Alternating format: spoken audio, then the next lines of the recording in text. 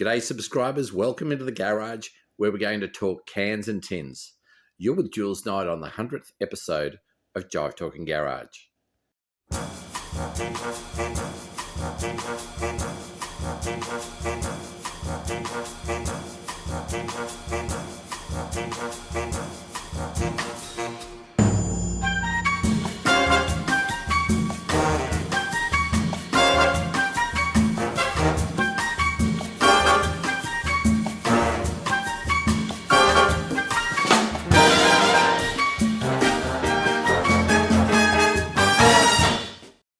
So Lockie says to me, I think we should be doing a bit of an episode on the things you've got on the shelf, Dad.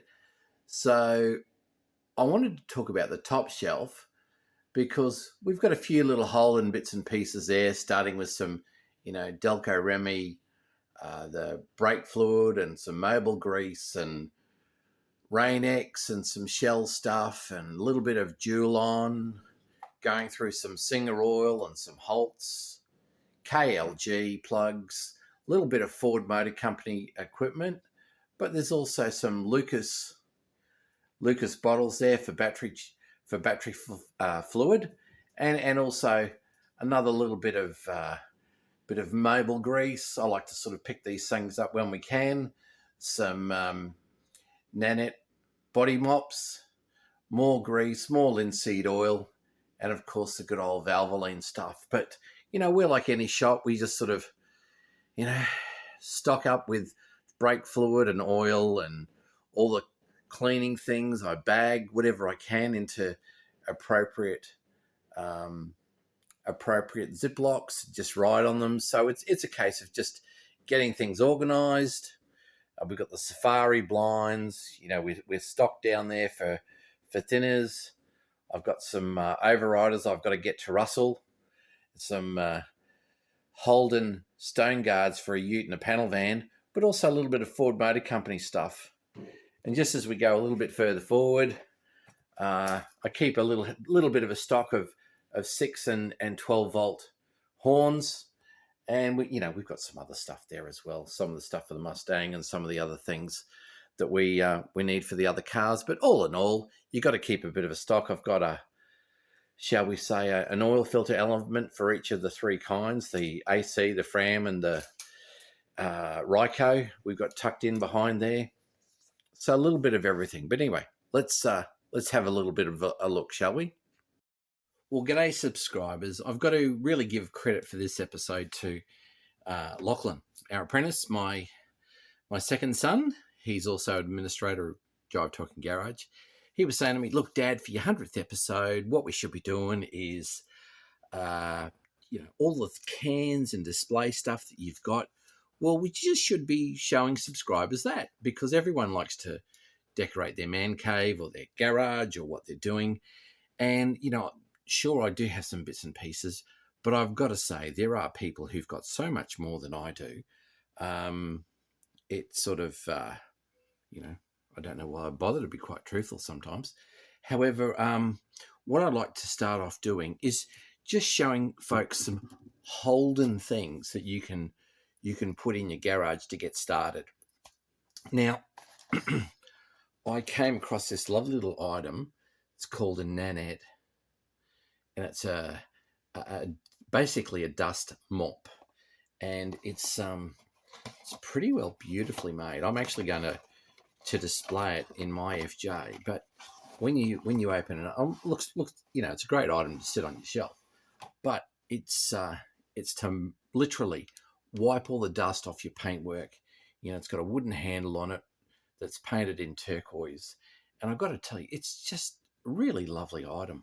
They're not cheap. They're about, like, if you can see one, prices are going to start at least from $150.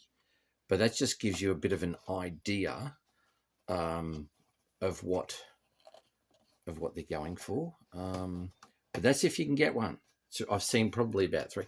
But, I'm going to have people write in comments say, oh, I've got a heap of them, Jules, and good luck to you. Happens a lot of times for me. But anyway, look, putting that aside now, staying with initially the Holden thing. So the stuff off the shelf, We've got a little bit of a Delco brake fluid can. I had Lachlan and come to me with Georgia, my daughter, Tracy, my daughter, our daughter, and that was at an Acacia Ridge swap meet about 3 years ago, and say, "Oh, Dad, you got to come and have a look at this guy over here's got cans." So this one, about $15. I won't tell you what I saw it advertised for over the weekend, but that's by the by. But that's what I've got on a very cold winter's morning. Now, Delco obviously owned by Holden. Now, Holtz in this case is the radiator stop rust, and it's got some contents in it. That was a Holden product as well. That was through NASCO. That was available, so you'll actually see Holtz things in the Master Parts catalogue.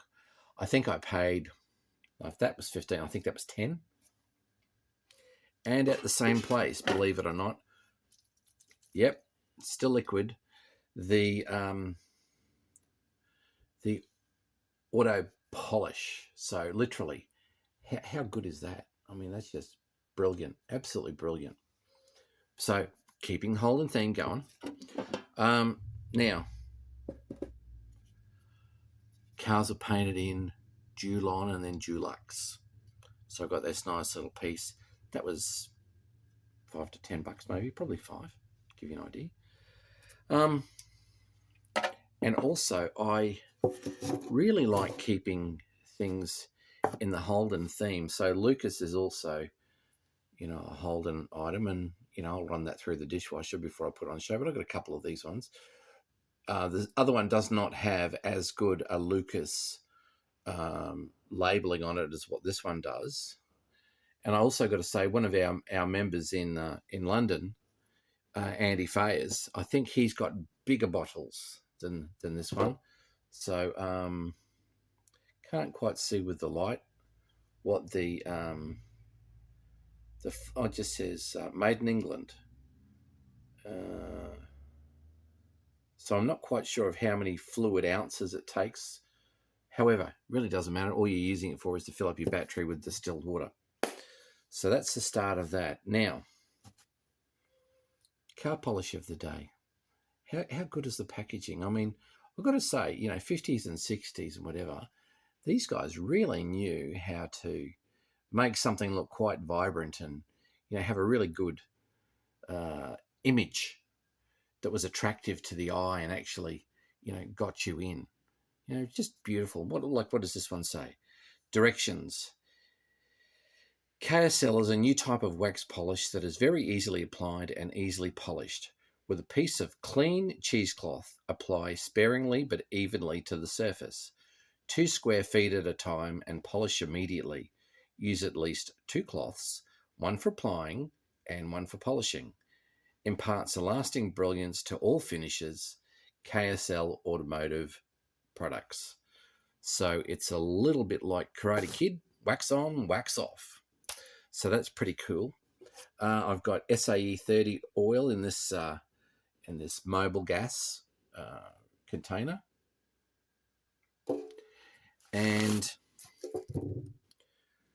And as far as grease is concerned, I love this type of thing. I mean, Shell, I've got Mobil, whatever. You get a double kick here. Firstly, you buy the can because you like it. And secondly, you need the contents that's in there. So you really get, in this case, you get all the grease for free. So I just love all that. But in my case here, I've got a lot of the, so this is a Holden storage jar. You can come across these, but, I'll put whatever I like in the sides. So, if I just pull this open, and I'm having a bit of difficulty with my left hand at the moment, but if I sort of open this up, what subscribers will see is, I'll keep, new little clips for the engine bay, all the different types, so that, when it comes time to actually do it, I'm all good to go.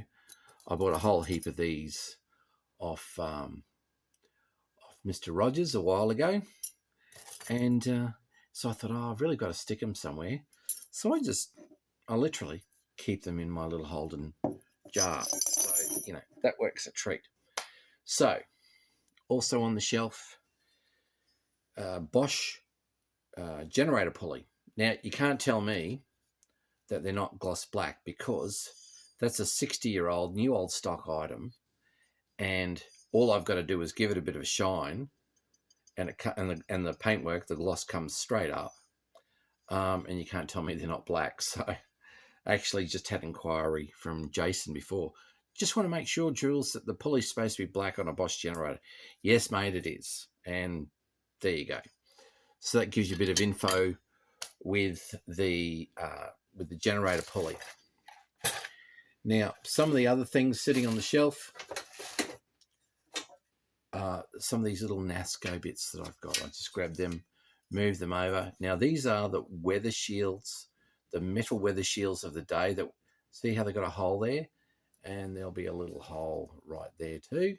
So these would just go slide up in the doorway, and they just, you can see the arc that's in them. So it's really spring loaded to keep them in there, and then there's little fasteners that go up and into the Bailey channel to keep them attached.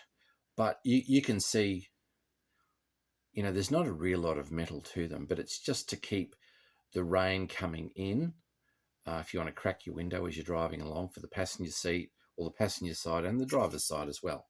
So from that perspective, that's pretty good. In my instance, I'm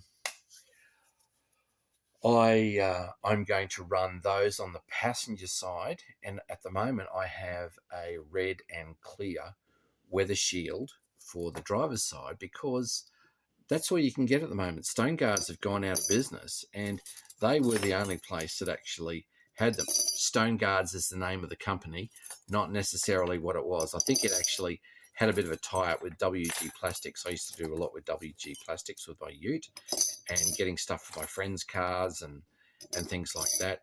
They were in the valley, but I think they got swallowed by Stone Guards. So that was them. Now, off the top, I slide along. Now, this is one of the items. Look, everybody, it doesn't matter whether you've got a 48 or whether you've got an FJ. Now, I'll just use this as an illustrative, for illustrative purposes. Now, this is an FJ axle. FX can be a different type, but anyway. Now, you can see along there is a little valley, and it's called a keyway.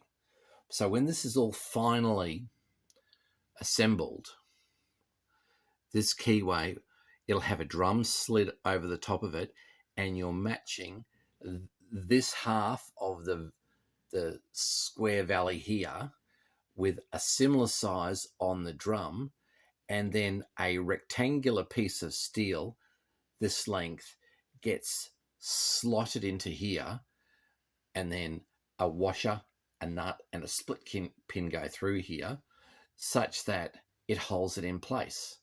Now, what that keyway does is it acts in unison to keep the axle and the drum together, because you can see the gears on this side. That's what slots into the differential, into the center of the diff. So you actually have to move this around till you actually find, so the male part on this axle with the female on the differential, and then it just slides straight in, and then this will then help propel your wheels. But you've got to be really careful with an FJ. Let's just talk FJs. I won't talk 48s. I can only talk FJs. I've broken 2 or 3 axles, I think. 3. 2. And a front stub axle. So call it 3. But two rears and 1 front axle. The front axle just was cracked, and I didn't know it. But anyway, look, what can happen is you can crack them here, along here. they can break, if you're too heavy with your accelerator foot and you take off, well, this can break here. And you can like grab what's in here and take this out, and it's pretty easy.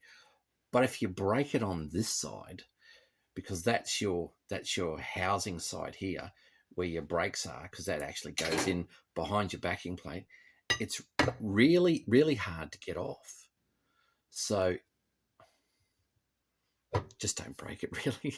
I don't intend to have another one broken for the rest of my life, but it's really important to clean one up, wrap it in a towel, and slide it under your driver's seat. Or if you've got a ute or a van, wrap it in a towel and slide it behind your spare wheel well, into your spare wheel well next to your spare tyre, such that if anything happens, it's really important that you can get to your spare axle, do whatever you got to do, pull that backing plate up, get the drum off, get access to the axle, take it out. Hopefully everything's good with your seal and all that sort of thing. Put it all back into place. Take the axle out, put the new axle in, and then put everything back together, and then you're off on your road again. But it's really, really important to have spares. I had, during the course of the week, I put up a picture on Jive Talking Garage on Facebook, coming back from the 1990 Nationals at Bacchus Marsh, and coming back in the heat of summer, I got a cracked head. And it wasn't through the car being abused or anything like that. It was hot. We had problems. It was overheating. And like an FJ Holden, they will drive all day at 55 mile an hour. If you want to push them, well, they might take it or they may not. So, if you want to sit there at 55, well, they're good. But as soon as you get to 60, you might be okay. And then after a while, your little warning light will come on. It'll start to glow, and then you'll have to back off, and you'll try and shall we say, nurse it back down to temperature. And Andy said the other day, very important point, and Lachlan mentioned it to me in talking about a heater. He said, if you actually have a heater installed and turn your heater on, it can help dissipate some heat out of your engine. I'm thinking, I hadn't thought about that, mainly because I haven't had a heater in a early Holden ever. However, we've covered a bit of territory today. We've talked cans, we've talked NASCO cans, a bit of grease, a bit of mobile. We've talked about axles and weather shields. We've talked about the Fram. Did we talk about the Fram? Because I've got like a Fram, I've got a Ryco, and I've got an AC, oil filters and also elements. I just grab them when I can.